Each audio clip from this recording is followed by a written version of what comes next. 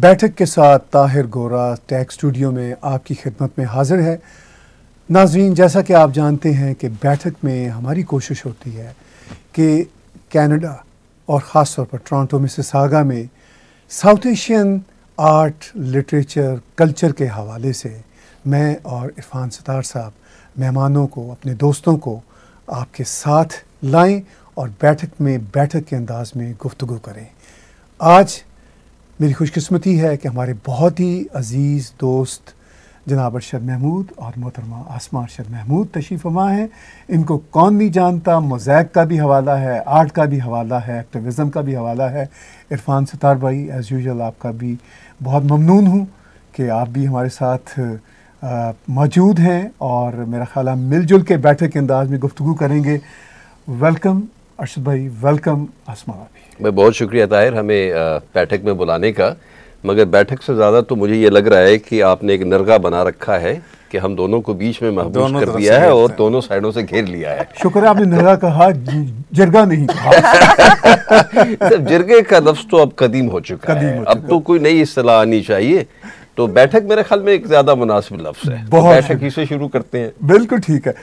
Mosaic इतना खूबसूरत festival है। मैं मोज़ैक से बात आसमा आपसे शुरू करता हूँ और आपका और हवाला जो है यहाँ पे south Asian art, literature, music, culture को डेवलप करने में, चूँकि मुझे वो दिन याद हैं कोई 13 साल पहले, जब यहाँ पर लोग पूछते थे कि साउथ एशियन एक्टिविटीज़ एक कोऑर्डिनेट तरीके से किस तरह हो सकती हैं, तो किसी को समझ नहीं आती थी कि मॉडल क्या होगा। आपने और अरशद ने वो मॉडल डिज़ाइन किया, तो आज आपको कैसा महसूस हो रहा है? गुरु भाई, हम लोगों ने ये मॉडल डिज़ाइन सच्ची बात है हमने नहीं किया। हमारे पास पहले बहुत अच्छे एग्जाम्पल्स मौजूद थे जो कि बड़े लिमिटेड पैमाने पे काम कर रहे थे, लेकिन थे। मसाला मेहंदी मस्ती फेस्टिवल था जो कि होता था हार्बर फ्रंट पे। और उसके अलावा एक और फेस्टिवल जो कि बहुत अरसे से चलता आ रहा था और अभी भी चल रहा है, वो पैनोरामा इंडिया था। पैनोरामा इंडिया का फोकस क्योंकि इंडिया है तो साउथ एशियन उसमें एलिमेंट कम है। मसाला मेहंदी मस्ती इस लिहाज से बहुत यूनिक था और इसमें बहुत पोटेंशियल था। तो वो एक था एलिमेंट जिसको कि हमने मॉडल के तौर पे लेके उसको इम्प्लीमेंट किया मिसिसागा में और उसको चलाया। और हमने बहुत सारा काम भी किया मसाला मेहंदी मस्ती के साथ। तकरीबन 6 साल मैंने काम किया मसाला मेहंदी के साथ। फिर हमने उनके साथ एडवाइस, हमने उनसे एडवाइस लिए कि भाई उसको हम मिसिसागा में भी करना चाहते हैं, तो फिर वो हम इनिशिएट किया मिसिसागा में। लेकिन हमने उसके बाद ज़रा सा मॉडल में चेंज लाए। हमने एक नॉन फॉर प्रॉफिट ऑर्गेनाइजेशन बनाई और उसके तहत हमने मोज़ैक फेस्टिवल शुरू किया। आसमा महमूद बहुत हम्बल हैं और वो मॉडल की जो बात कर रही है, मुझे याद है मसाला मस्ती में एक खूबसूरत फेस्टिवल था, मगर आप दोनों और आपके साथी उस मॉडल से मुझे बहुत मुख्तलिफ नज़र आए। आप लोग दोनों उस मॉडल से बहुत आगे गए। जी, आसमा की बात का मकसद भी जहाँ तक मैं समझ पाया हूँ और ज़ाहिर है हमारे सुनने वाले और देखने वाले भी समझ पाएंगे, उनका मकसद तो ये था कि एक फाउंडेशन हमें वहाँ से, एक हमें जो इंस्पिरेशन वहाँ से मिली, उसको लेके अब हम आगे चले कि गुंदी हुई मिट्टी हमें मिल गई थी, अब उससे हम क्या शक्ल बनाएंगे, क्या शक्ल देंगे उसे चाक पे चढ़ाने के बाद, वो तो हमारा काम था। तो वो हमने किया, लेकिन उसमें जो एक इख्तरा तो नहीं कहा जा सकता, मगर एक उसमें जिद्दत जो हमने पैदा करने की कोशिश की वो ये थी कि जिनका वो सकाफ़त, जिनका कल्चर, जिनका वो विरसा था, हमने कभी उनको भी शामिल किया जाए।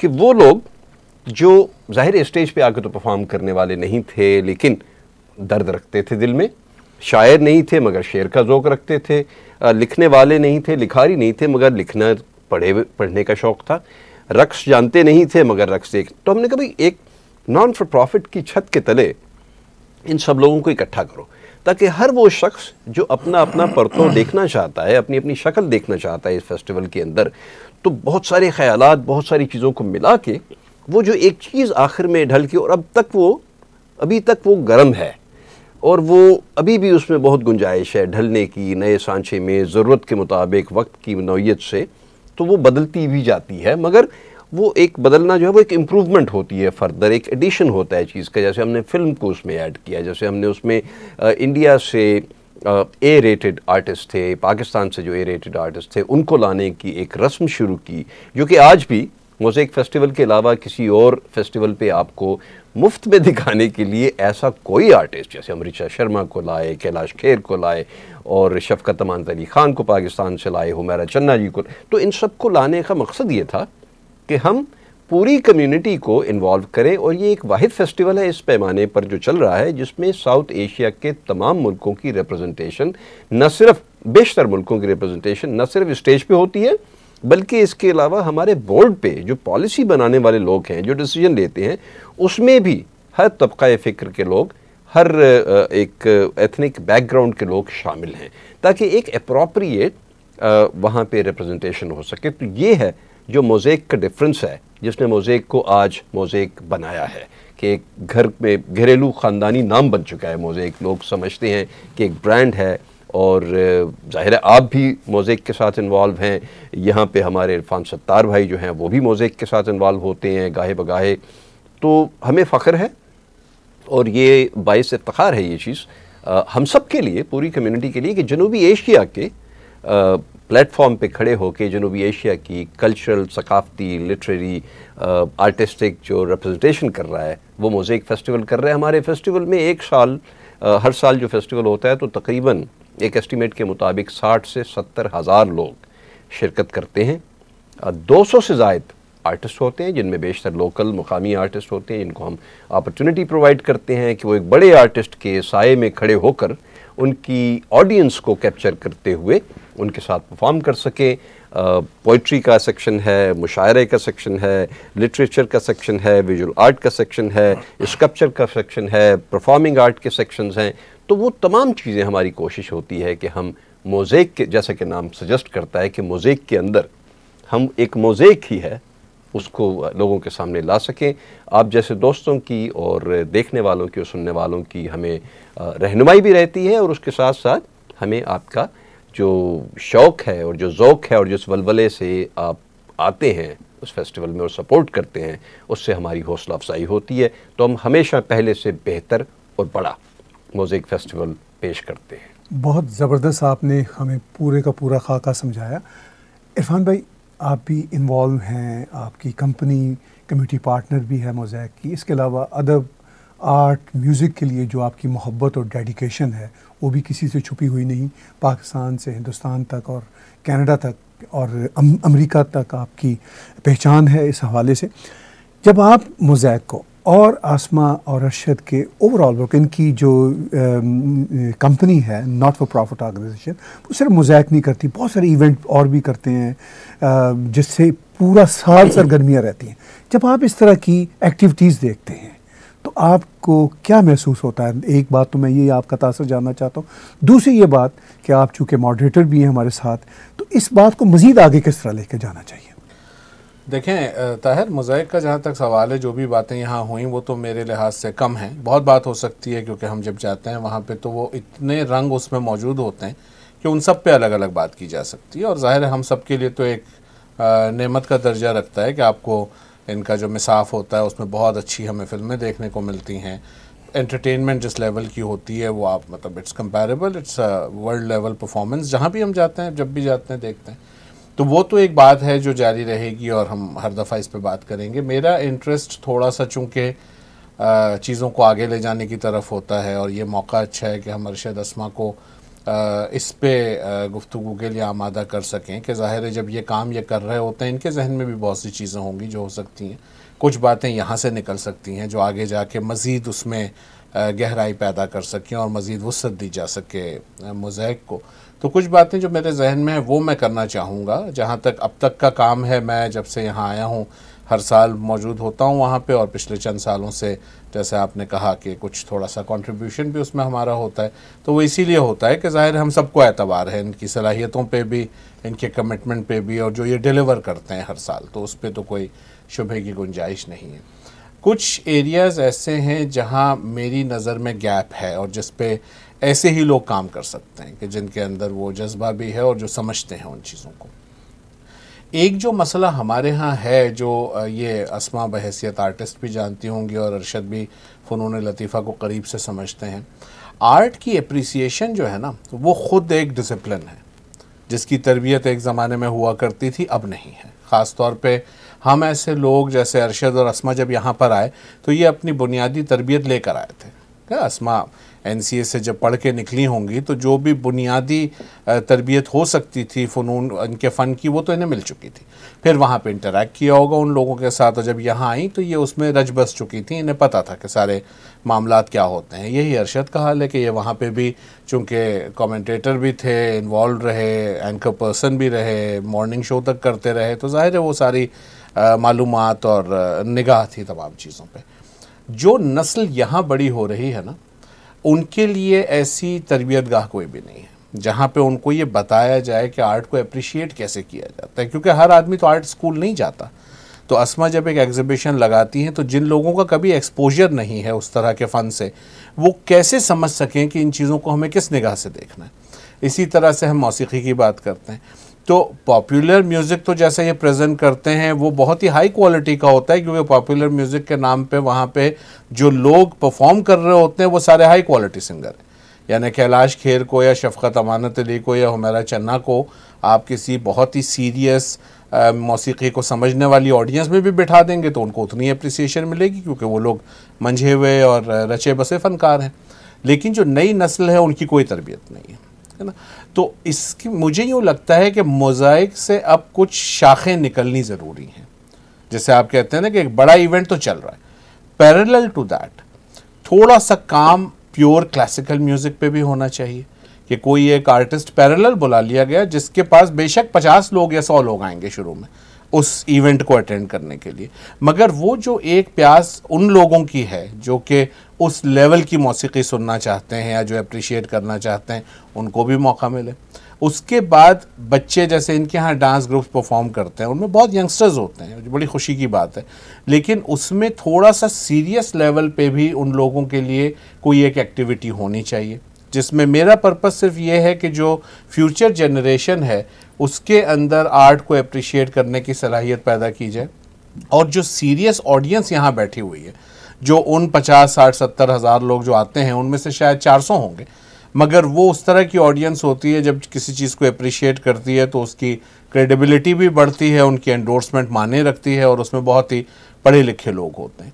तो इन चीज़ों को अरशद मुझे याद पड़ता है कि एक दफ़ा आपने जिक्र किया था इसका, तो आपके जहन में तो कुछ खाका है, तो इस पे कुछ फरमाएं कि आप क्या समझते हैं कि इस सिलसिले में कुछ आगे जाके एडिशंस हो सकते हैं मोज़ाइक में।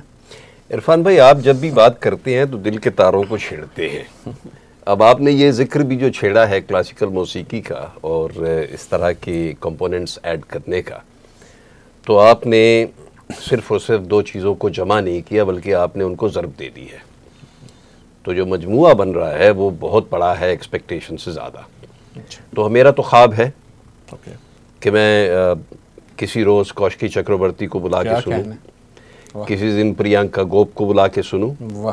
इन लोगों को सुनने का जो इश्तियाक है वो तो अपनी जगह पे है, लेकिन एक चीज़ जिसे हम अपनी ज़िम्मेदारी समझते हैं, और आसमा मेरी तायीद करेगी, हमारा जो एक बहुत इम्पॉर्टेंट चीज़ जो हम सोचते हैं डिसीजन लेते वक्त आर्टिस्ट को बुलाने से पहले, वो ये होती है कि जब हम एक आर्टिस्ट को बुलाएंगे तो उसका जो इस्तकबाल है वो उसके शायान शान होना चाहिए।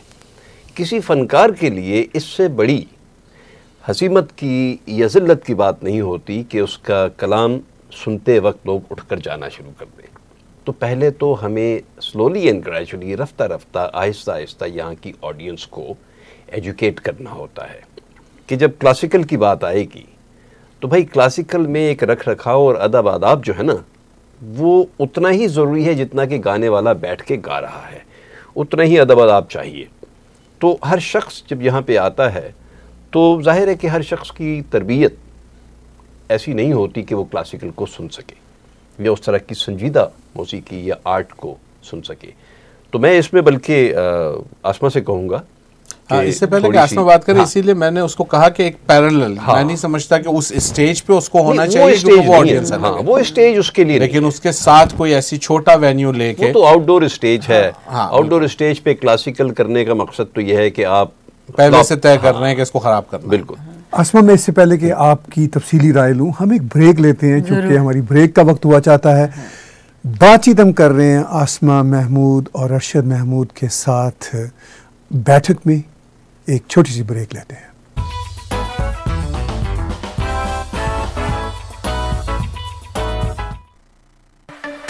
Today we are showcasing Rotimatic. It's a fully automated roti maker. This is the first time we are bringing to Canada, and it's available on bestbuy.ca online. Been using this device for a year now, and it's absolutely lifesaver to me. This is very handy device. It's a small, compact, very easy to make the rotis. You can make crepes, you can make wraps, you can make rotis, parathas.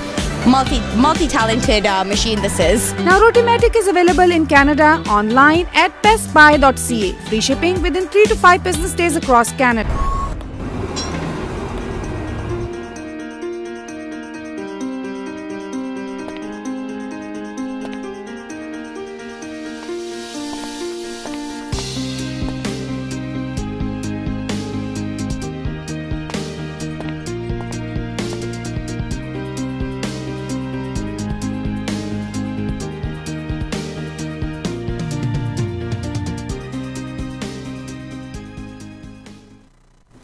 Welcome back नाज़रीन। बातचीत कर रहे हैं बैठक में आसमा अरशद और अरशद महमूद से, और मेरे साथ हैं इरफान सत्तार भाई। जी आसमा, हमने बात तोड़ी थी जी एक अहम मोड़ पर। हाँ, आप जोड़िए बात। मैं दो बातें कहना चाह रही थी। एक तो करेक्शन कि मैं एनसीए से मैं नहीं पढ़ सकी। अच्छा। एनसीए में नहीं, मैं हेल्थ रीजंस की वजह से एनसीए में नहीं जा सकी। एपिलेप्टिक हूँ तो पेरेंट्स ने ये मुनासिब नहीं समझा कि इतनी दूर भेजा जाए एंड ऑल दैट। लेकिन एनसीए से ताल्लुक़ हमेशा रहा और दोस्त, बहुत अच्छे दोस्त एनसीए के रहे। मैंने अपना फ़ाइन आर्ट्स में मास्टर्स जो है वो यॉर्क यूनिवर्सिटी से किया था। और उसके अलावा जब आप ट्रेनिंग की बात करते हैं तो मैंने 9 साल कनेडियन नेशनल एग्जीबिशन के साथ एज अ प्रोग्रामर काम किया। वो मेरे लिए एक बहुत अच्छा ट्रेनिंग ग्राउंड था, जिसमें ना सिर्फ हमने ये सीखा कि प्रोजेक्ट्स को डेवलप कैसे किया जाता है, उनको इनिशिएट कैसा किया जाता है, प्रेजेंट कैसे किया जाता है। जहाँ तक क्लासिकी, उसके बाद मैं आती हूँ क्लासिकल मौसीकी के ऊपर। हमारे पास सबसे बड़ा जो इश्तियाक से जिसने हमें कहा है कि मेरे लिए क्लासिकल मौसीकी के कॉन्सर्ट का बंदोबस्त करो, वो तो शफ़क़त अमानत है। शफ़क़त कहते हैं कि भाई मुझे तो सीरियस सुनने वाले मिलते नहीं है, मेरे लिए कोई सीरियस इवेंट आप कर दें अरेंज, मैं आऊँगा और मैं कर दूँगा। तो हम ये प्लान कर रहे हैं कि 2020 का जो हमारा इवेंट होगा, या इवन नेक्स्ट ईयर, अभी डिपेंड करता है हमारे आर्टिस्ट कौन होंगे, तो उसमें एक तो हम सीरियस कॉन्सर्ट करेंगे, endorse ticketed concert शफ़क़त Amanat Ali Khan के साथ क्लासिकल मौसीकी का, और दूसरा कॉन्सर्ट जो होगा वो उनका आउटडोर कॉन्सर्ट ऑडियंस के साथ जो होता है वो होगा। तो ये हमारे दिमाग में, क्योंकि कनाडा एक ऐसा मुल्क है, हम जब हम प्रोग्रामिंग करते हैं हमारा सबसे बड़ा ध्यान होता है वेन्यू के ऊपर, क्योंकि हमारा मौसम इस तरह का अनरिलायबल है। हमारी इवेंट्स इंडोर्स हमारी इवेंट्स के लिए ज़्यादा सूटेबल होते हैं, बिकॉज हमारे पास एक बस इतनी सी विंडो होती है 4 महीने की, जिसमें हम आउटडोर इवेंट्स कर सकते हैं, और उसमें भी हम वेदर को भी ब्रेव करते हैं। घंटा घंटा स्टेज कभी कभी बंद करना पड़ता है, लेकिन हमारी ऑडियंस अल्हम्दुलिल्लाह इतनी अच्छी ऑडियंस है, हमारे आर्टिस्ट इतने अच्छे होते हैं कि ऑडियंस आ जाती है बारिश वगैरह के बाद भी। लेकिन फैक्ट यही है कि हमारे इंडोर इवेंट्स जो हैं वो हमें ज़्यादा करने पड़ेंगे, उनके ऊपर ध्यान देना पड़ेगा, उससे फिर हम सारा साल एक्सपैंड कर सकते हैं। अभी एक मिसिसागा में ऑर्गेनाइजेशन है सुर संगम, जुनैद ज़ुबैरी साहब की, वो हम उनको भी सपोर्ट करते हैं, वो काफ़ी काम कर रहे हैं सेमी क्लासिकल म्यूज़िक के हवाले से। उसके अलावा हम थिएटर में काम कर रहे हैं, जो कि अगेन अनदर इंडोर इवेंट, हम उसको सपोर्ट कर रहे हैं। तो जो मकसद है ऑर्गेनाइजेशन का अपनी इवेंट्स को फैलाने का उन डायरेक्शंस में जिनमें सीरियस ऑडियंस डेवलप की जाए, वो हमारा बिल्कुल ऑब्जेक्टिव है, और हमें पूरी उम्मीद है कि 1-2 साल के अंदर अंदर हम आपको वो चीज़ें भी प्रेजेंट करेंगे जिनकी के आप लोग ख्वाहिश करते हैं। और आगा साहब बहुत ज़्यादा ख्वाहिश ज़बरदस्त। आगा साहब, आपकी तरफ बॉल आपकी बेगम ने फेंका आपके कोर्ट में। आपने इवॉल्व होते देखा साउथ एशियन कल्चर को और एक्टिविटीज़ को एक तरह से, क्योंकि ये जो गुज़िश्ता 13-14 बरस हैं वो सिर्फ मोज़ैक का ही मामला नहीं है, बाकी चीज़ें भी इसी अरसे में इवॉल्व हुई हैं। तो आपको जैसे मसाला मस्ती मेहंदी की बात आसमा ने की शुरू में, वो अब जैसे सीन से गायब हो चुका हुआ है। बहुत सारे इवेंट्स इस तरह के आए, गायब हुए, आप लोग कंसिस्टेंसी के साथ जमे रहे, ना सिर्फ जमे रहे बल्कि चीज़ें एक्सपेंड हो रही हैं। तो इस इवॉल्व होने के प्रोसेस को आप किस तरह देखते हैं और अपना कंट्रीब्यूशन इसमें कैसे देखते हैं? दोनों बातें। देखिए, जहाँ तक तो बात एवोल्यूशन की है और हमारी कंसिस्टेंसी की बात है, तो हम तो बचपन ही से बिगड़े हुए हैं, और न सिर्फ ये कि बिगड़े हुए हैं बल्कि बिगड़े ही रहना चाहते हैं। वो इस तरह से कि जब हम पहली ऑर्गेनाइजेशन हमने बनाई, कॉलेज के ज़माने की बात है, 1981, 80 में पहली ऑर्गेनाइजेशन बनाई, 81 में बनाई। देखा आपने, मेमोरी जो होती है वो ख़वातीन की हमसे ज़्यादा बेहतर रहती है। तो 81 में हमने पहली ऑर्गेनाइजेशन बनाई, और इस्लामाबाद में जहाँ पे हम लोग रहते थे तो पहला बैंड भी इस्लामाबाद का रॉक बैंड भी हमने बनाया, उसका नाम नाइट्स था। और जब उस बैंड का कॉन्सर्ट, उस ज़माने में मैं रेडियो पाकिस्तान से बस में तलबा के प्रोग्राम किया करता था, आसमा भी कोई इधर उधर से कोई प्रोग्राम वगैरह टेलीविज़न के करती थी, तो जो हमें पैसे मिलते थे वो हमने जमे करके तो हमने पहला कॉन्सर्ट किया। और वो जो पहला कॉन्सर्ट किया नाइट्स का, तो सिर्फ वो लोग जो देख रहे हैं ताकि एक रिकॉल उन तक आ सके, तो हमारे सामने जो लोग बैठ के हमें सुन रहे थे उसमें रोहेल हयात, जिन्होंने बाद में कोक स्टूडियो बनाया, जिनका बहुत बड़ा हाथ है पाकिस्तान में म्यूज़िक को, साउथ एशिया में म्यूज़िक को प्रमोट करने में। रोहेल 18 साल का था उस वक्त। तो रोहेल हमारे, रोहेल था, शहजाद था, वाइटल साइंस के ये लोग जो थे, तो ये हमारे सामने बैठ के सुन रहे। तो कंसिस्टेंसी वहाँ से चल रही थी। जब यहाँ पे, अब देखिए यहाँ पे जब साउथ एशियन या कोई भी और कम्युनिटी जब यहाँ पे आती है अपने मुल्क से हिजरत करके, तो हिजरत कभी भी आसान काम नहीं होती। तो सबसे पहली फ़िक्र तो उसको नाने जमी की होती है, सिवाय उनके जो स्विस बैंकों के अकाउंट्स में पैसा रख के यहाँ पे आते हैं, तो उनके लिए तो कनाडा हुआ, पाकिस्तान हुआ, इंग्लैंड हुआ, एक ही बात है। मगर वो लोग जो सिर्फ पासपोर्ट लेके और अपना सूटकेस लेके आते हैं, उनके लिए सबसे पहले तो रोज़ी रोटी की फ़िक्र करना होता है। तो हर कम्युनिटी जब यहाँ पे आती है तो वो थोड़ा सा वक्त लेती है, पहले वो सेटल डाउन होते हैं। जब वो एक दफ़ा सेटल डाउन हो जाते हैं, रोज़ी रोटी की फ़िक्र मुआश से उनको छुटकारा मिल जाता है, और तरह सी बच्चों की तालीम और तरबियत की तरफ या उनकी एजुकेशन की तरफ जब वो सेकंड जनरेशन तैयार होने लगती है, तो हालात में बेहतरी आती है। आर्ट और कल्चर के बारे में सोचना शुरू होते हैं, क्योंकि फिर उनके पास दिमाग में वो एक कैपेसिटी न सिर्फ प्रोड्यूस होती है बल्कि वो मौजूद होती है और बढ़ती जाती है। तो साउथ एशियंस ने भी बाकी सब कम्युनिटीज़ की तरह शुरू के 30-35 बरस, 40 बरस जब हम लोगों ने आना शुरू किया, जब हम नज़र आने शुरू हुए, आ तो हम 100 बरस से रहे हैं, लेकिन जब हम नज़र आने शुरू हुए कसीर तादाद में, तो हमने भी वो वक्त लिया है। और मैं नहीं समझता कि हम उसमें किसी कम्युनिटी से पीछे रह गए हैं। हम बिल्कुल वैसे ही, अगर बेहतर नहीं तो बाकी कम्युनिटीज़ के साथ साथ हाथ में हाथ डाल के कदम से कदम मिला के कनाडा में अपने मुकाम बना रहे हैं। अब कम्युनिटी एक तशख़्ख़ुस है।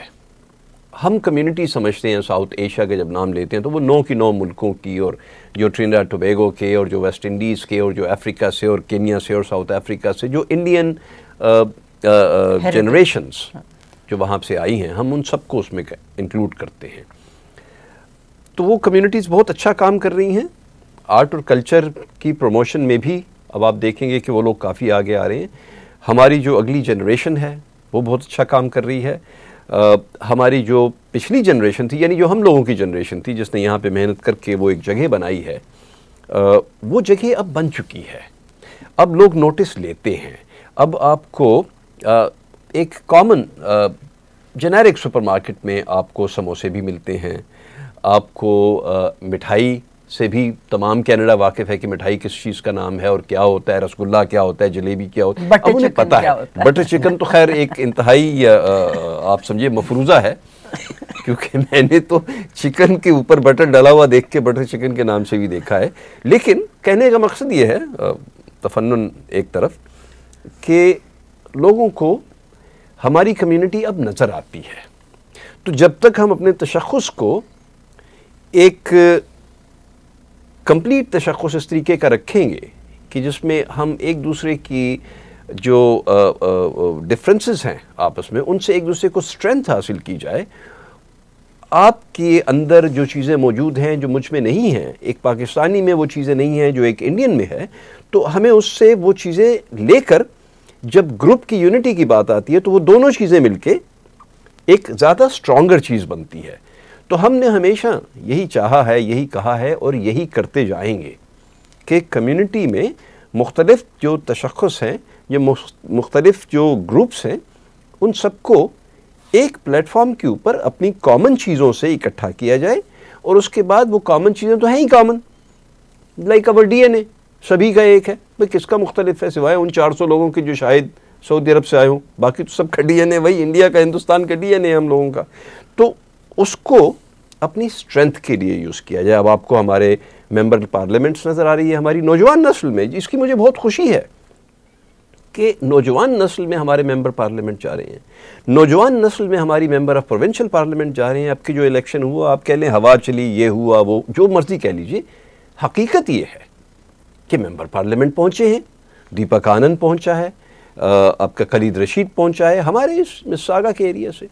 तो इससे हमें ये चीज़ समझ में आती है कि हमारी कम्युनिटी अपनी जगह बना रही है। और आप जैसे लोग जब अपने इन प्रोग्रामों के तवस्सुत से उनकी खूबियों को, खामियों को भी, उनकी खूबियों को उजागर करते हैं, लोगों के सामने लाते हैं, तो उससे उनकी उस शौक़ को और उस ज़ौक़ को आगे बढ़ने के, प्रोग्रेस करने के, डेवलप करने के मज़ीद उनको महमेज़ मिलती है उससे। तो ये एक अच्छा कदम है और मैं बहुत सेटिस्फाई हूँ, मैं बहुत मुतमईन हूँ अपनी कम्युनिटी के एफर्ट से। ज़ाहिर हम गलतियाँ भी करेंगे, सीख के तो कोई नहीं आता, गलतियाँ भी करेंगे। जिन मुआशरों से हम निकल के आए, जिस किस्म की सोसाइटी से हम निकल के आए, उसके बाद इन मुआशरों में रहना जहाँ पे आज़ादी है, अब उस आज़ादी को आप मादर पिदर आज़ाद भी समझ सकते हैं और उस आज़ादी को आप freedom of expression, freedom of speech भी समझ सकते हैं। तो आज़ादी बहुत बड़ी जिम्मेदारी होती है। ये चीज़ उन मुल्कों के रहने वाले लोग कई मरतबा नहीं समझ सकते कि आज़ादी एक बहुत बड़ी जिम्मेदारी का नाम है। आज़ादी से बड़ी कैद नहीं है कि आप सब कुछ करने को आज़ाद हों, फिर भी आप रुकें, क्योंकि आपका जो इक़दार हैं, आपकी जो इक़दार हैं, आपकी जो आपका तशख़्ख़ुस है, वो आपको वो करने से रोकता है।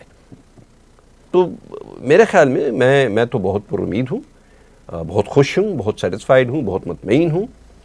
और अपना जो हिस्सा है थोड़ा बहुत बक़दर जुस्सा, जो कि ज़्यादा नहीं है, तो वो आप डाल रहे हैं, वो हम डाल देते हैं कि भैया ये देखो हमने अपना हिस्सा डाल दिया और आप भी अपना अपना हिस्सा डालिए।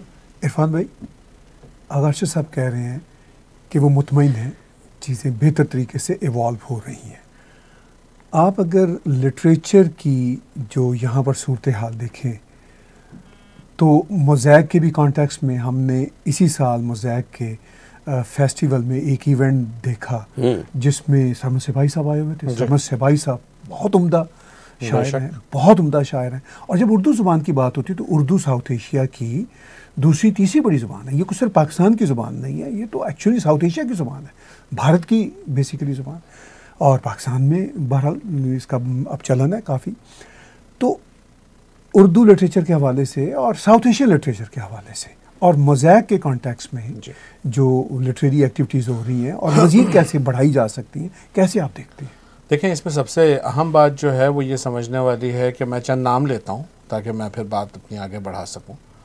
सरमद सिपाही का भी आपने नाम लिया, आरिफ इमाम USA में है इस वक्त, अहमद मुश्ताक, हम तो जदीद गज़ल का इमाम कहते हैं उनको, वो ह्यूस्टन के करीब रहते हैं। यहाँ हम वहाँ सरफराज अबद हैं, बहुत सीनियर शायर हैं, तस्नीम आबदी हैं, मजीद अख्तर, ये सब बहुत ही मतलब सफ़े अव्वल के लोग हैं। यहाँ पे हम आ जाएँ तो शाहिदा हसन, अशफाक हुसैन, नसीम सैयद, मतलब एक तवील फहरिस्त है। ये देखते हुए हमें अब ये सोचना पड़ेगा कि बहुत बड़ा मरकज़ अब उर्दू अदब का जो है वो नॉर्थ अमेरिका है, जो शायद आज से 10-15 साल पहले नहीं था। 10-15 साल पहले जब आप नाम लेते थे तो 2-3 अहम नाम आपको सामने आते थे और उसके बाद वो फहरिस्त ख़त्म हो जाती थी। इशरत आफरीन न्यूयॉर्क में बहुत ही शानदार शायर हैं, हुमैरा रहमान, यानी मैं यूँ कहूँगा कि कोई 14-15 तो वो लोग होंगे जिनको आप चाहे हिंदुस्तान में, पाकिस्तान में, दुनिया के किसी गोशे में वो उर्दू अदब की पहचान है और उसकी जो एक सफ़े अव्वल होती है उसमें वो शामिल है। ये देखते हुए थोड़ा सा महरूमी का एहसास होता है कि उन लोगों में से हर आदमी के पास तो ना वो इस्तिताअत है ना वक्त है कि वो उन बड़े फेस्टिवल्स में शरीक हो सके जो अब दुनिया भर में हो रहे हैं, जो पहले नहीं थे। मसलन हिंदुस्तान में रेख्ता होता है, रेख्ता फेस्टिवल दिल्ली में बहुत बड़ा इवेंट होता है। 3-4 साल से मुझे उसकी दावत आती है, मुझे वीज़ा नहीं मिलता, मैं नहीं जा सकता वहाँ पे, ना। इसी तरह से कराची में एक तो Karachi literary festival Oxford press वाले करते हैं, फिर आर्ट्स काउंसिल का अपना एक बहुत बड़ा फेस्टिवल होता है। अब यहाँ जो लोग बैठे हैं ये 14-15 और उसके बाद एक दूसरी सफ़ है जिसमें आप कहें कि कोई 50-60-70 ऐसे होंगे जो संजीदा लिखने वाले हैं, ठीक है ना। उनके लिए ऐसा कोई प्लेटफॉर्म नहीं है और ये एक ऐसा मामला है जिस पे गौर करना इसलिए ज़रूरी है कि जब आप मोज़ेक कर सकते हैं तो ज़ाहिर है अरशद आसमा हर चीज़ तो नहीं कर सकते, मगर वो एक लीडरशिप डेवलप होना ज़रूरी है। क्योंकि आज मोज़ेक ये लोग कर रहे हैं, इनके साथ हम देखते हैं एक वॉलंटियर्स की एक फ़ौज होती है हर दफ़ा और वो बड़ी मेहनत से इनका साथ दे रहे होते हैं इनकी डायरेक्शन में। फिर इनके पैरेलल है डायरेक्टर्स हैं मोज़ेक के, आप खुद उनमें शामिल हैं, तो वो एक मौजूद है इंफ्रास्ट्रक्चर जिसमें से मज़ीद शाखें निकल सकती हैं। तो ये ज़रूरी नहीं है कि साल में एक दफ़ा एक ही बड़ा मोज़ेक फेस्टिवल हो, ये भी हो सकता है कि 2 छोटे इवेंट्स जो कि फोकस्ड हों। फॉर एग्ज़ाम्पल एक दफ़ा आपने जो है वो परफॉर्मिंग आर्ट्स पे एक कर लिया जिसमें और कुछ भी नहीं है, सिर्फ आप डांस एंड म्यूज़िक पे बात कर रहे हैं। एक आपका जो है वो फ़ाइन आर्ट्स का हो गया और एक लिटरेचर का हो गया, जो कि निस्बतन छोटे इवेंट हों जिनमें हमें पता है कि 70,000 लोग नहीं आएंगे और वो आने भी नहीं चाहिए क्योंकि वो ख़वास की चीज़ होगी, वो उस एक पर्टिकुलर ऑडियंस की चीज़ होगी जिसको ये नहीं मिलता। तो अब इन लाइंस पे आना हमें ज़रूरी है क्योंकि अब कराची लिटरेरी फेस्टिवल में मैं पिछली बार गया था और हज़ारों का मजमा वहाँ पे मुशायरे में ही मेरा ख्याल है 2,500-3 हज़ार लोग थे और ज़ाहिर है कि वहाँ की एक अपनी एनवायरनमेंट, अपनी फ़ज़ा है। मगर मज़े की बात यह है कि मुझे उन मुशायरों में वो लुत्फ़ नहीं आया जो मुझे यहाँ आता है। जो ऑडियंस मुझे टोरंटो में, मॉन्ट्रियल में, ऑटोवा में मिलती है वो मुझे वहाँ नहीं मिलती। जो मैच्योरिटी यहाँ पर है उसका जवाब ही नहीं। तो शायद इस तरह की कोई एक्टिविटी अब हमें सोचनी होगी कि जो ओवरसीज़ राइटर्स हैं, may be starting just with north America, उनके लिए कोई एक इवेंट छोटा सा करें बेशक शुरू में, जिसमें सेलेक्टेड लोग हों, क्योंकि ज़ाहिर है अमेरिका से किसी का आना कोई बहुत महंगा भी नहीं होता, ना उसका कोई इतना बड़ा मसला है। तो वो शायद हम मिलजुल के एक इब्तिदा उसकी कर सकते हैं। और अस्मा अरशद का उसमें होना इसलिए ज़रूरी है कि जो ऑर्गेनाइजेशनल स्किल्स इन्होंने डेवलप कर लिए हैं तो वो हम सबको बचा लेंगे उसको री इन्वेंट करने से, क्योंकि इनको पता है ये चीज़ें कैसे होनी। फिर उसमें जैसे एक बात पिछली दफ़ा हम कर रहे थे कि बहुत से ऐसे पॉसिबिलिटीज़ ग्रांट्स की हैं, सपोर्ट की हैं जो हम लोगों को मालूम ही नहीं है क्योंकि हम जाते ही नहीं हैं उस तरफ किसी भी सूरत में। तो maybe there can be avenues जिस पे इन दोनों की मशवरत के साथ कोई बहुत अच्छा कदम बनाया जा सके। फिर मैं इसको उसी बात से जोड़ूंगा कि जो संजीदा मामलात हैं ना वो मोज़ेक के साथ नहीं हो सकते, बिकॉज़ वो एक पब्लिक इवेंट है। उसका पर्पज़ है कि साउथ एशियन कल्चर को मेन स्ट्रीम से जोड़ना, उन तमाम सब कल्चर्स को एक जगह लेकर आना, आपस में इंटरेक्शन बढ़ाना, ताकि वो एक जो मल्टी कल्चरलिज्म की खूबसूरती है वो आगे बढ़ाई जा सके। मगर जो एक संजीदा शायर है, जो लिखने वाला है, जो मौसीकी समझने वाला है, उनके लिए अब ये चीज़ें होना ज़रूरी हैं। बातचीत हमारी चल रही है बैठक में और एक ब्रेक लेते हैं, ब्रेक के बाद वापस आएंगे और थोड़ी और बैठक में बातचीत करेंगे।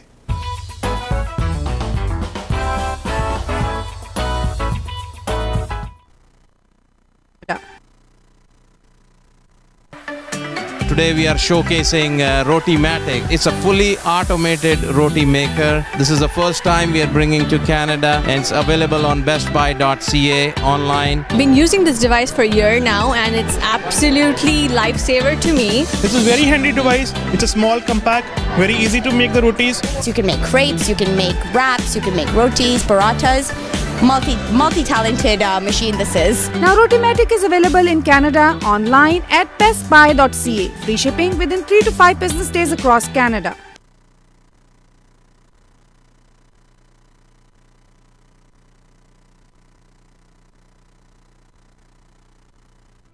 Combine a love and passion for food with authentic Mediterranean flavors. Add a touch of warmth and relaxation, and you'll have the best dining experience at Alpha Wall Restaurant.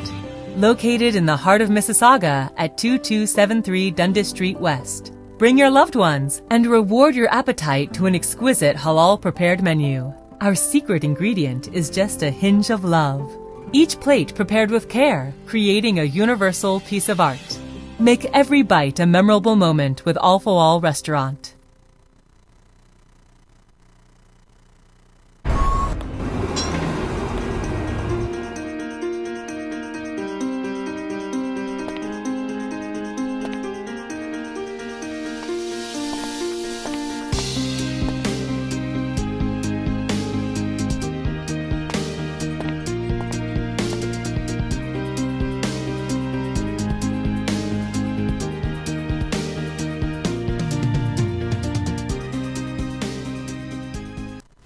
खुश आमदेद बैठक में बातचीत हो रही है कनाडा, ख़ास तौर पर टोरंटो मिसिसागा में south Asian culture, art, literature, music के बढ़ते हुए खूबसूरत सिलसिले के हवाले से।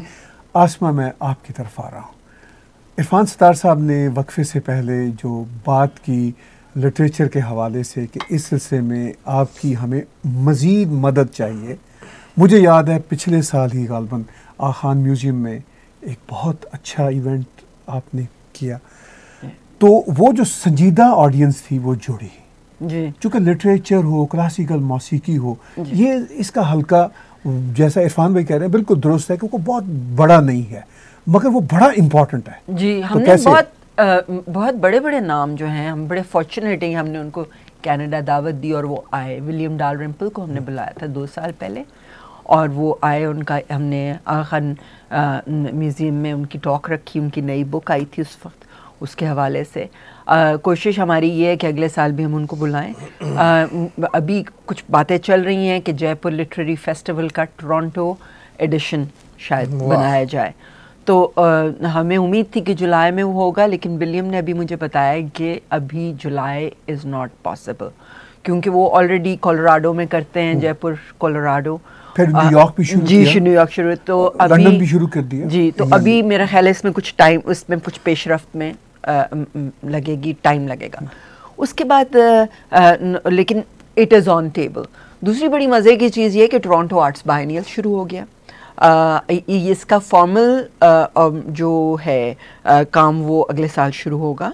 टोरंटो आर्ट्स बायनियल इस लिहाज से बड़ी इम्पॉर्टेंट है कि इसकी तरफ पहला काम जो किया है पॉजिटिव प्रैक्टिकल तरीके से, वो हम CCAI के प्लेटफॉर्म से ही हमने किया है, डेमोग्राफिक्स के नाम से। और उसमें हमने ये पहला एक अदद कॉन्फ्रेंस ऑर्गेनाइज़ की। अब तो बल्कि 2 कॉन्फ्रेंसेस हो चुकी हैं। पहली हमने 2015 में ऑर्गेनाइज़ की, जिसमें हमने पहली दफ़ा पूरे GTA के बड़े बड़े arts critic, art administrators, AGO, ROM, power plant, इन सारे लोगों की रिप्रेजेंटेशन को मिसिसागा में मदू करके उनके साथ एक कॉन्फ्रेंस की, जिसमें कि हमने एलिमेंट्स पॉइंट रेस किया कि हमें आर्ट्स बायनियल की क्यों ज़रूरत है और क्यों करनी चाहिए हमें आर्ट्स बायनियल। उसका बेसिक रीज़न ये था कि मैं ऑलरेडी दुनिया की मुख्तलिफ बायनियल्स में शिरकत के लिए जा चुकी हूँ और मुझे अंदाज़ा है कि इंटरनेशनल लेवल की इवेंट जब की जाती है किसी शहर में, तो ना सिर्फ उसमें शहर के आर्टिस्ट और राइटर्स और पोइट्स का प्रोफाइल अच्छा बढ़ता है, बल्कि एक इंटरनेशनल रिकग्निशन मिलती है, आपका टूरिज़म बढ़ता है और उस शहर की शनाख्त इंटरनेशनल कम्युनिटीज़ में होती है। टोरंटो की अनफॉर्चुनेटली अभी तक विजुअल आर्ट्स के हवाले से ऐसी शनाख्त बिल्ड नहीं हुई, जो कि इवन ढाका की हो गई। बांग्लादेश में ढाका आर्ट समिट होता है, जो कि दुनिया की आर्ट्स की 5 मोस्ट इम्पॉर्टेंट इवेंट्स में शामिल होता है वेनिस बायनियल के साथ। तो बल्कि अभी हम कोलैबोरेट कर रहे हैं रॉयल ओंटारियो म्यूज़ियम के साथ, क्योंकि हमने ढाका से आ रहे हैं जो ढाका आर्ट समिट करता धरता है राजीव और नादिया समदानी, और 27 नवंबर को वो लोग रोम के अंदर उनकी टॉक ऑर्गेनाइज़ की गई है, तो उसमें CCAI भी सपोर्ट कर रहा है उनको। तो हमारा ऑब्जेक्टिव ये कि हम एक उस नीश के अंदर से निकल के अब एक बड़े पैमाने पे आर्ट्स कम्युनिटी को एड्रेस करें, एक बड़े पैमाने पे आर्ट्स कम्युनिटी में रिकग्निशन और अंडरस्टैंडिंग पैदा करें और साउथ एशियन कम्युनिटी को एक एज दें जिससे कि वो मेन स्ट्रीम के अंदर कूद के काम करना शुरू कर दें।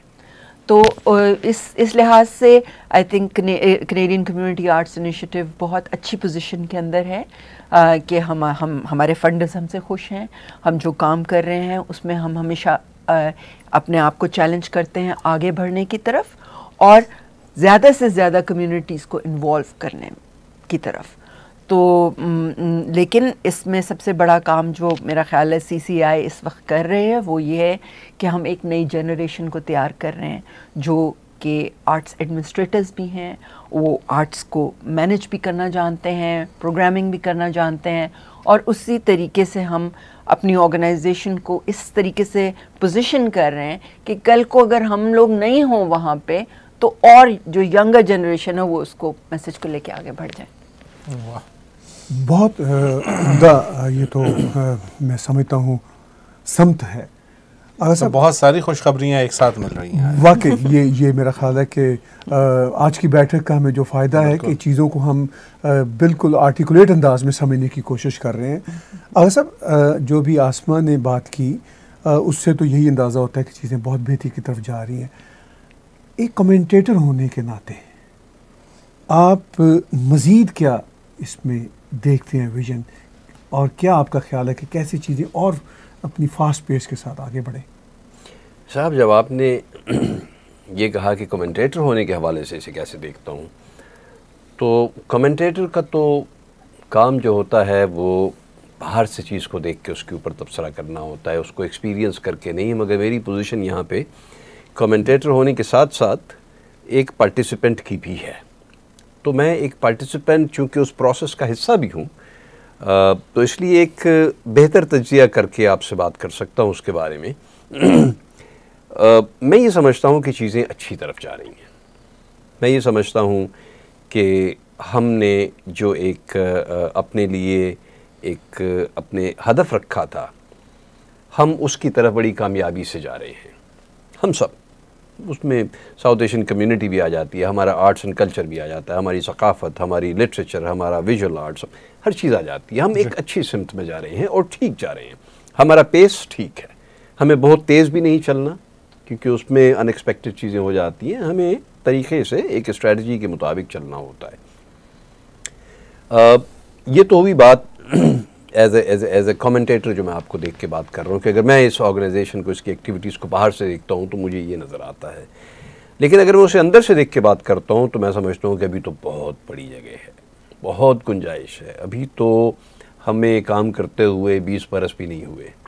तो 20 बरस एक मुल्क में, एक नए मुल्क में नई चीज़ों की तरवीज और इर्तक़ा के लिए तो कोई वक्त ही नहीं है। अभी तो हमने 4 चीज़ों में हाथ डाला है। फ़न तो न जाने कितनी चीज़ें हैं, आर्ट्स और क्राफ्ट में जितनी चीज़ें आती हैं। जैसे आसमा ने मेंशन किया कि अब हमने थिएटर में भी हाथ डाल दिया। सरपरस्ती हमने इरफान सत्तार, आपकी अपनी ऑर्गेनाइजेशन ने भी स्पॉन्सर किया हमें, जो हमने लेटेस्ट थिएट्रिकल प्रोडक्शन थी यहाँ के लोकल आर्टिस्टों की। तो अभी तो बहुत कुछ है, अभी तो बहुत लंबा रास्ता बाकी है। आप ये समझिए कि हमें ये नहीं पता कि हम आखिर में पहुँचेंगे कहाँ पे, जब तक ये उम्र और ये हिम्मत हमारा साथ देती है। जहाँ तक भी पहुँच जाएंगे सही है, लेकिन ये कहना कि कोई हदफ हम मुकर्रर कर लें, स्पीकिंग फ्रॉम इनसाइड, कि अच्छा यार 1 लाख लोगों तक पहुँच जाएंगे तो हम कहेंगे अब रुक जाइए, या हम 20,000 लोगों का मजमा इकट्ठा करना चाहते हैं उसके बाद रुक जाएंगे, तो नहीं। बात यह है कि मंजिल एक बुलंदी पर और हम बना लेते, अर्श से उधर होता काश के मका अपना। तो हम तो मंजर बनाने की बात कर रहे हैं, बनता जा रहा है, जब तक बनता जाएगा। अब उसमें वो हद इम्कान तो कोई है नहीं ना। तो ये तो अब चलते रहने का, ये तो चलते रहने का वही मंजिल है, वही रास्ता है। ये तो एक प्रोसेस है ना। प्रोसेस का ये इसका कोई ऑब्जेक्टिव नहीं है कि भाई यहाँ पे पहुँच के ये सफ़र रुक जाएगा। ये तो एक प्रोसेस है। आर्ट तो नाम ही प्रोसेस का है और उसी में हम चल रहे हैं। चल जी इरफान भाई, मैं अब हर काम तो अरशद आसमा ने नहीं करना ना। तो एक आध बात आपने चेक लिखते रहना, इनका जो है वो खूबसूरत शायरी भी करना है, वो तो खैर इनपुट इनका चाहिए उस पर, और आपका भी जाहिर है। मतलब मैं एक मसला ऐसा है जिसमें मैं समझता हूँ कि हमें थोड़ी तवज्जो देनी चाहिए। आज का जो दौर है ये सारे का सारा डिजिटल मीडिया का दौर है, और एक्सेसिबिलिटी शायद इतनी पहले कभी नहीं थी जो आज है। मगर जब हम अपना मंजरनामा देखते हैं तो हम बड़े पॉकेट्स में बटे हुए काम तो कर रहे हैं, मगर हमने कोई ऐसा प्लेटफॉर्म बनाने के बारे में नहीं सोचा जहां फिज़िकल एक्सेस के बगैर लोगों तक हमारा काम पहुंचे। फॉर एग्ज़ाम्पल, क्यों एक online north American literary journal नहीं है जो होना चाहिए, कि जब अमेरिका में और कनाडा में इतने अच्छे लिखने वाले हैं तो क्यों उनको इंतज़ार करना पड़ता है कि कभी किसी तरह पाकिस्तान से किताब छप जाए, जो बड़ा मुश्किल काम है, क्योंकि वो किताब छपने के बाद यहाँ लाना उसका, या इंडिया में छपने के बाद यहाँ लाना कोई आसान काम तो नहीं है। तो फिर यहाँ बैठे हुए हर आदमी के ना वो रवाबित हैं, फिर वहाँ पे जिन लोगों के मामलात आप देखते हैं कि मेरे अपने साथ ऐसा हुआ कि किताब के सारे पैसे ले लिए गए और किताब छपी नहीं, तो ये भी होता है। तो इन सारे मामलात को देखते हुए हमें थोड़ी सी अपनी तवज्जो इस तरफ लानी है कि डिजिटल मीडियम को हम इस्तेमाल करते हुए जो यहाँ का आर्ट है उसकी एक वेबसाइट हो, जो कनाडा में लोग काम कर रहे हैं साउथ एशियन ओरिजिन के, इसी तरह लिटरेचर की हो, इसी तरह म्यूज़िक की हो, और ये हम नहीं कर रहे। हम देखें साल में एक दफ़ा ये एक इवेंट करना बहुत बड़ा काम है, और यकीनन ये 11 महीने काम करते हैं तो वो एक इवेंट हो पाता है, वो उसी तरह से। मगर ये अकेले ही तो नहीं है ना, और लोगों को भी इस पर सोचना है। तो मेरा ख्याल है इस पर हमें लोगों को राज़ी करना होगा कि कुछ लोग आगे आएँ और इस तरफ काम करना शुरू करें, ताकि देखें, मैं अगर लिखता हूँ, कहना बड़ा आसान होता है कि जी मैं तो अपने लिए लिखता हूँ, कोई अपने लिए नहीं लिखता। कोई भी आर्टिस्ट है उसको रिकग्निशन भी चाहिए, अप्रिसिएशन भी चाहिए, उसको शेयरिंग भी चाहिए। तब मेरा शेयर अगर लोगों तक पहुँच ही नहीं रहा तो मैं कब तक तस्कीन लेता रहूँगा उससे। इसी तरह एक आर्टिस्ट है, उसने कुछ पेंट किया है तो वो चाहता है कि लोगों तक पहुँचे। अब कब वो कोई एग्जीबिशन होगा जिसमें वो डिस्प्ले होगी चीज़, और कितने लोग आके उसको देखेंगे। तो थोड़ा सा हमें अपनी कम्युनिटी में इस तरफ तवज्जो देनी होगी कि फ़िज़िकल डोमेन से बाहर जो अब एक वर्चुअल दुनिया है उसमें काम इस तरह के किए जाएं कि लोगों तक चीज़ें पहुँचें। और उस सिलसिले में आप लोगों की क्या राय है, और यकीनन इसमें भी आप कुछ कर चुके होंगे तो नहीं, मैं आपको इस लिहाज से मैं आपको एक बड़ा इम्पोर्टेंट पॉइंट बताती हूँ जिसके अंदर आजकल बहुत काम हो रहा है और जिसके लिए फंडिंग भी अवेलेबल है। बजाय इसके कि आप इंटरनेट पोर्टल बनाएं, आप बनाएं जो ई बुक्स होती हैं, ठीक है, वो बनानी ज़रूरी है।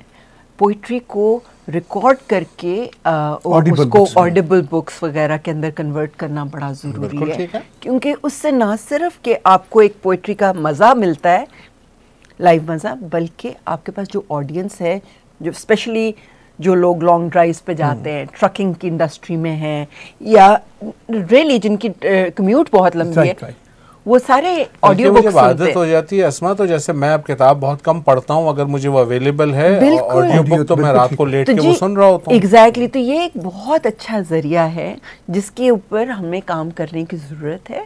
और ये ना सिर्फ ये उन लोगों के लिए भी बहुत फ़ायदेमंद है जिनको किसी किस्म की फ़िज़िकल डिसेबिलिटी है, पढ़ नहीं सकते, रीड करना मुश्किल है और समथिंग, तो ऑडियो बुक के थ्रू काम करना आई थिंक इज समथिंग। जैसे इंडिया में बहुत बड़ी ऑडियंस उर्दू पोइट्री की है और उनका मसला ये है कि वो उर्दू स्क्रिप्ट नहीं पढ़ सकते। एग्जैक्टली। तो अब इंडिया में मेरी अभी किताब देवनागरी में छपी है, उसका वो रिस्पांस मिल रहा है जो उर्दू किताब का नहीं मिला था, क्योंकि वहाँ रीडर्स यंगर लॉट में बहुत सारे हैं। तो ये जैसे अस्मा ने बात की, आपको याद होगा ताहिर, हम इस पे गुफ्तगू भी करते रहे। बिल्कुल, मेरा ख्याल इस पे काम कर लेना चाहिए, इसमें काम। ये जो एरिया है, और देखें ना, मैं अगर एक फ़र्ज़ कीजिए 18-20 साल का स्टूडेंट हूँ, यूनिवर्सिटी ऑफ टोरंटो में उर्दू घर में बोलता भी हूँ, शायरी का भी शौक़ है, तो मैं तो मीर को नहीं पढ़ सकता क्योंकि मेरे लिए मुश्किल है उसकी ज़ुबान, उसका जो रस्मुल ख़त है, क्योंकि मैं उससे आशना नहीं हूँ, मगर मुझे समझ आता है। तो मैं तो ये चाहूँगा कि अगर मुझे वो पढ़ी हुई मिल जाए, और अब आप देखें दीवाने मीर तो आपको नहीं मिलेगा ऑडियो फॉर्मेट में, ना गालिब का कलाम मिलेगा। कुछ काम जो ज़िया साहब ने फैज़ साहब के सिलसिले में कर दिया और राशिद की नज़में वगैरह पढ़ दी, वो बस हैं आपके पास, उसके अलावा तो कोई काम ही नहीं हुआ। तो इसमें यकीनन बहुत कुछ होना है। मुझे याद है कि हम बचपन में तलकीन शाह साहब का प्रोग्राम होता था, वो कितने गौर से सुना करते थे, और मुख्तलिफ प्रोग्राम रेडियो के हुआ करते थे, वो कितने फैसिनेटिंग होते थे, और उनके साथ हमारी एक बहुत अच्छी यादाश्त बिल्टअप होती थी, क्योंकि जब आप सिर्फ सुनते हैं तो आपका जो तख़य्युल है, आपके विजुअलिटी उसमें वो काम करती है। एक बहुत बड़ा फैक्टर है इसमें, जैसे हम बचपन में, जैसे आपने तलकीन शाह की बात की, इवन अगर आपने टार्जन की कहानियां भी पढ़ी थी ना, तो आपका अपना एक टार्जन था जी, बिल्कुल, आप उसको विजुअलाइज करते थे ना, तो वो जो इमेजिनेटिव फैकल्टीज आपकी डेवलप होती थी सुन के और पढ़ के कैरेक्टर्स को सोचने। अब तो हम इंस्टेंट इमेजेस के जमाने में कि हम टीवी खोलते हैं, सामने एक चीज आ जाती है, हम उस पर सोचते ही नहीं। वो जो मंजरनामा हम अपना बनाते थे, तो वो जो शार्पनेस आती थी, इमेजिनेटिव आपकी कैपेसिटी बढ़ती थी, वो अब नहीं हो रहा। तो मुझे याद है कि ये इशफाक अहमद का जो उनसे प्रोग्राम होता था, इसकी ऑडियो कैसेट्स बनती थी। जी बिल्कुल। वो ऑडियो कैसेट्स, वो जो कैसेट प्लेयर में होती थी ना, और वो मेरे अब्बू गाड़ी में सुना करते थे। अब तो इशफाक अहमद का वो प्रोग्राम जो था गाड़ी में सुना करते थे, बिकॉज मेरी अम्मी पटियाले की हैं, तो वो वाली पंजाबी बड़ी फैसिनेटिंग होती थी। तो मेरा ख्याल है दैट इज समथिंग जिसके ऊपर अब आखिर में आसमा और अर्शद, आपकी इजाजत से हम बैठक में इरफान भाई की गजल सुनते हैं। एब्सोल्युटली। सिर्फ एक बैठक में एक ही। अच्छा, लेकिन पहले आप नज़म सुनाएंगे। मैं आज नज़म लाया नहीं, तो बैठक में अब मैं अगली बार नज़म जरूर लाऊंगा, लेकिन आपकी गजल हम अपने आप को बचा के निकल जाते हैं। गोरा साहब का ये एक बड़ा अच्छा तरीका है। जी इरशाद इरफान भाई। तो इख्तिताम गजल पे जी, लेकिन गुफ्तगू मतलब इसमें मसला ये है कि इन दोनों के साथ बैठे तो फिर प्रोग्राम तो फिर चलता रहे, इसमें से मजीद एपिसोड्स निकलते रहेंगे। तो ये तो बैठक का एक एपिसोड है, 10-15 टॉपिक जहन में आ रहे हैं जिस पे बात करनी है। तो अब उस पे जी मैं गजल आपको सुनाता हूँ, पुरानी बहुत। यहाँ तकरारे साथ के सिवा क्या रह गया है। क्या कहना अभी? यहाँ तकरारे साथ के सिवा क्या रह गया है। क्या बात है। मुसलसल एक हालत के सिवा क्या रह गया। बहुत अच्छा, माशाल्लाह, वाह वाह। यहाँ तकरारे साथ के सिवा क्या रह गया है, मुसलसल एक हालत के सिवा क्या रह गया है। तुम्हें फुर्सत हो दुनिया से तो हमसे आके मिलना। क्या बात। तुम्हें फुर्सत हो दुनिया से तो हमसे आके मिलना, हमारे पास फुर्सत के सिवा क्या रह गया। क्या तुम्हें फुर्सत हो दुनिया से तो हमसे आके मिलना, हमारे पास फुर्सत के सिवा क्या रह गया है। हमारा इश्क भी अब मांद है जैसे कि तुम हो। हमारा इश्क भी अब मांद है जैसे कि तुम हो, तो ये सौदा रियायत के सिवा क्या रह गया है। हमारा इश्क भी अब मांद है जैसे कि तुम हो। क्या बात। तो ये सौदा रियायत के सिवा क्या रह गया है। बहुत नादिम किया था हमने एक शीरीं सुखन को। बहुत नादिम किया था हमने एक शीरीं सुखन को, सो अब खुद पर निदामत के सिवा क्या रह गया। बहुत अच्छा। बहुत नादिम किया था हमने एक शीरीं सुखन को, सो अब खुद पर निदामत के सिवा क्या रह गया है। बहुत मुमकिन है कुछ दिन में इसे हम तर्क कर दें। बहुत मुमकिन है कुछ दिन में इसे हम तर्क कर दें, तुम्हारा कुर्ब आदत के सिवा क्या रह गया। क्या कहना है, माशाल्लाह। बहुत मुमकिन है कुछ दिन में इसे हम तर्क कर दें, तुम्हारा कुर्ब आदत के सिवा क्या रह गया है। कहाँ ले जाएं ऐ दिल हम तेरी वुसअत पसंदी, कहाँ ले जाएं ऐ दिल हम तेरी वुसअत पसंदी, कि अब दुनिया में वुसअत के सिवा क्या रह गया। कहाँ ले जाएं ऐ दिल हम तेरी वुसअत पसंदी, कि अब दुनिया में वुसअत के सिवा क्या रह गया है। किसी आहट में आहट के सिवा कुछ भी नहीं अब। बहुत अच्छा है। किसी आहट में आहट के सिवा कुछ भी नहीं अब, किसी सूरत में सूरत के सिवा क्या रह गया है। क्या कहना है, क्या कहना है। किसी आहट में आहट के सिवा कुछ भी नहीं, किसी सूरत में सूरत के सिवा क्या रह गया है। बहुत लंबा सफर तय हो चुका है ज़हनो दिल का। बहुत लंबा सफर तय हो चुका है ज़हनो दिल का, तुम्हारा गम अलामत के सिवा क्या रह गया। बहुत लंबा सफर तय हो चुका है ज़हनो दिल का, तुम्हारा गम अलामत के सिवा क्या रह गया है। हमारे दरमियाँ सारी ही बातें हो चुकी हैं। हमारे दरमियाँ सारी ही बातें हो चुकी हैं, सो अब उनकी वजाहत के सिवा क्या कहना है। क्या फिर से पढ़िए। हमारे दरमियाँ सारी ही बातें हो चुकी हैं, सो अब उनकी वजाहत के सिवा क्या रह गया है।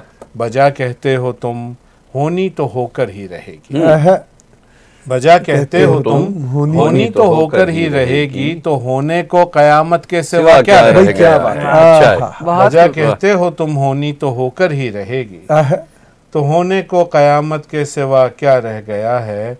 और आखिरी शेर है कि शुमारो बेशुमारी के तरद्दुद से गुजर कर, शुमारो बेशुमारी के तरद्दुद से गुजर कर, माले इश्क वहदत के सिवा क्या रह गया। क्या बात है, क्या बात है। क्या माले इश्क ढूंढा है भाई आपने। माले इश्क वहदत के सिवा क्या रह गया है। यहाँ तकरार साथ के सिवा क्या रह। माशाल्लाह। वो जरा फिर से अदा कीजिएगा सौदा वाला, जो हमारा इश्क भी अब मांद है जैसे कि तुम हो, तो ये सौदा रियायत के सिवा क्या भाई। क्या खूबसूरत सौदा और रियायत लाए आप। बहुत शुक्रिया इरफान भाई, बहुत शुक्रिया आसमा, बहुत शुक्रिया आगा साहब। और इरफान सतार की इसी खूबसूरत गज़ल के साथ आज की बैठक अपने इख्तिताम को पहुंचती है। अगले प्रोग्राम के साथ हम हाजिर होंगे, तब तक सत श्री अकाल, खुदा हाफिज़, नमस्कार।